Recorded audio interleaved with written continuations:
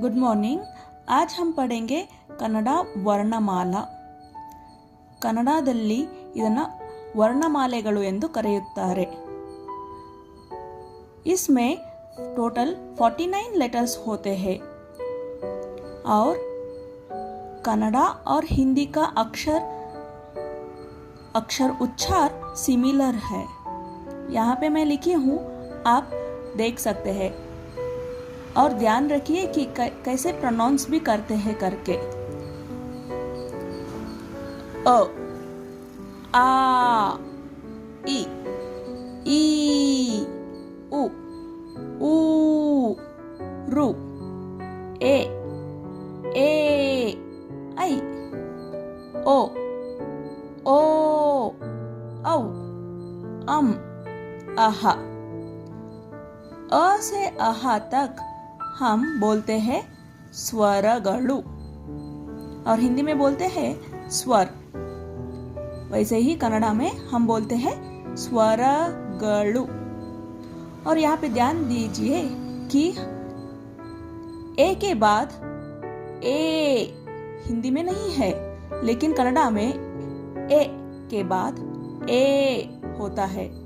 वैसे ही ओ के बाद ओ यहाँ पे हिंदी में नहीं है, कन्नड़ा में ओ के बाद ओ लेटर होता है।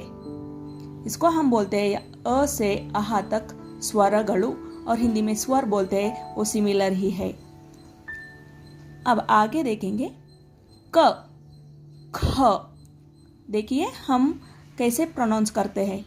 क, ख, ग, घ, न, च, छ, ज, झ, ञ, ट, ठ, ड, ढ, न, त, थ, द, ध, न, प, फ, ब, भ, म, य, र, ल, व, श, श, स, ह, ल।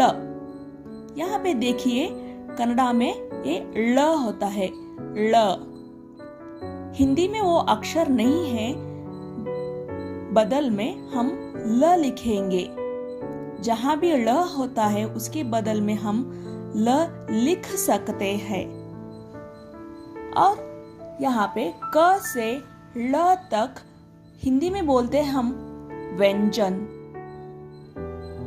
वही तरह कन्नड़ा में हम बोलेंगे व्यंजनगळु, व्यंजनगळु।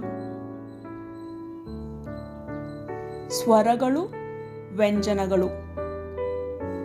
I hope this video will help you to learn Kannada Varnamala. In next video, we will learn further. Thank you.